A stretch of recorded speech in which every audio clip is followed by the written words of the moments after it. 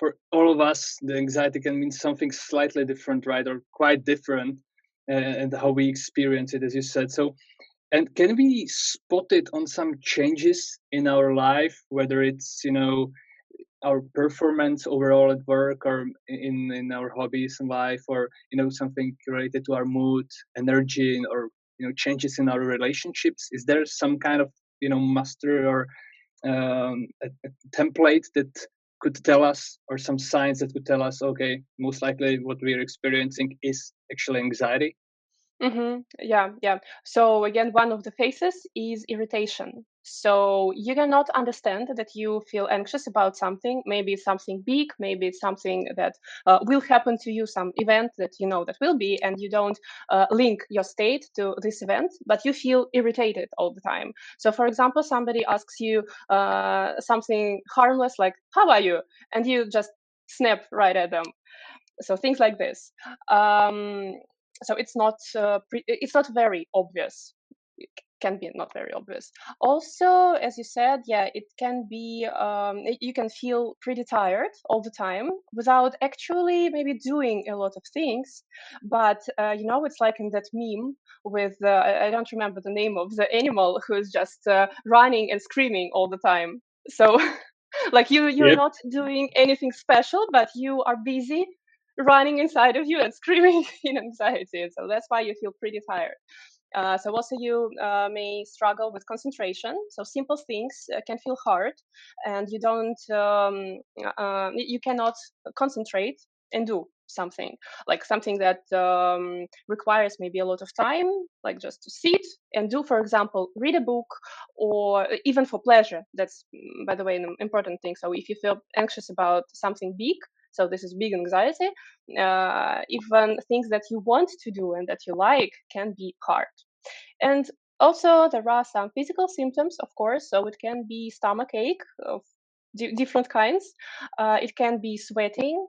Also, usually people feel sweaty in their palms and their feet, but it also can be just like full body sweat.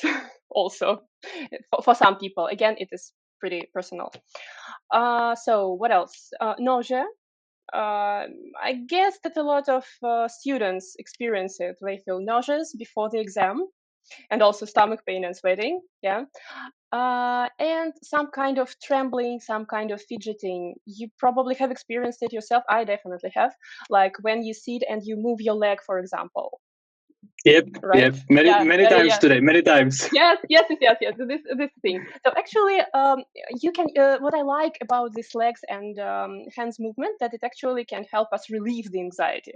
So like anxiety is tension, basically, and when you do something with your body, you just relieve this tension. So this can be good, but it's better to make it consciously. So if you catch yourself doing this, you can just like, okay, I am anxious. I will just move my leg right now, and I will feel better.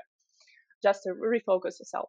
So, what are some of the warning signs that my anxiety is is escalating, and is gonna hit some critical point, of a breakdown, or when it can actually turn into depression, or into long term anxiety, or some anxiety disorder? What is the you know few things that we should really be careful about when we see them on ourselves, that we're hitting some kind of very critical point, and it's not just the daily anxiety that we feel, basically on a daily basis.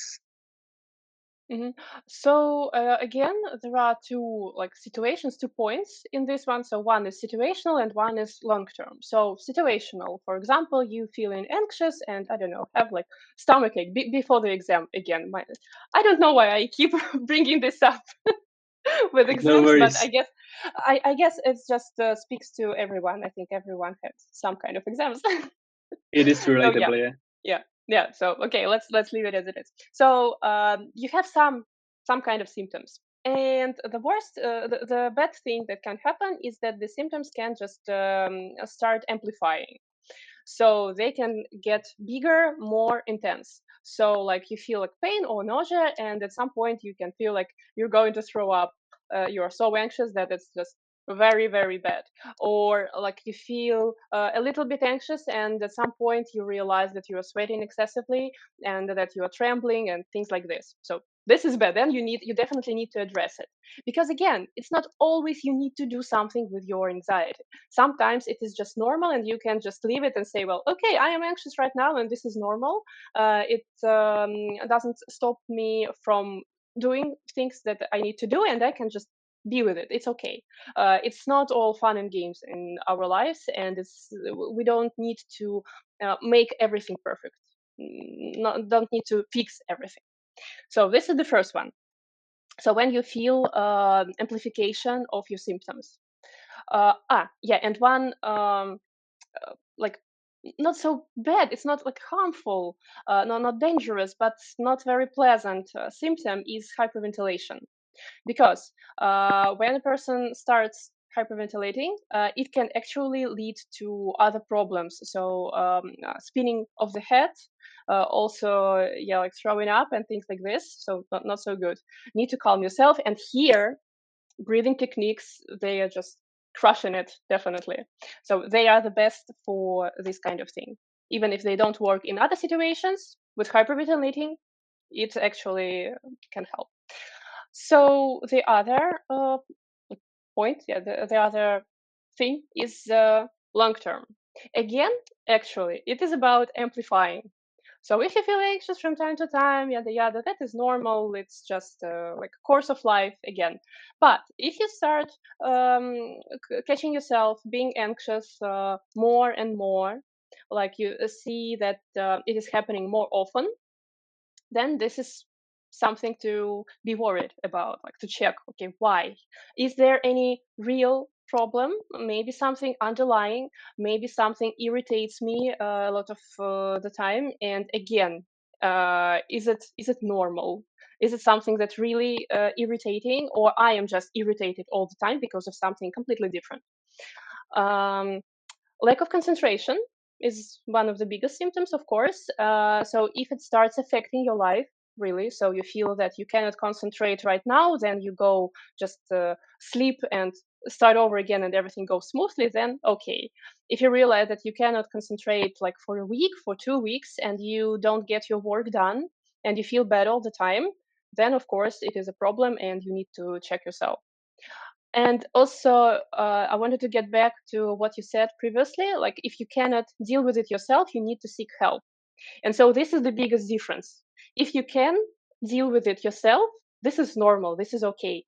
If you can't, go find help, then you are not dealing with it, you are not coping with it, and there's nothing wrong to seeking help.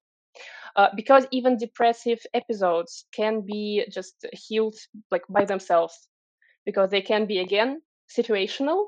Situation ends and you're okay, and you don't need any help. You're just, well, fine.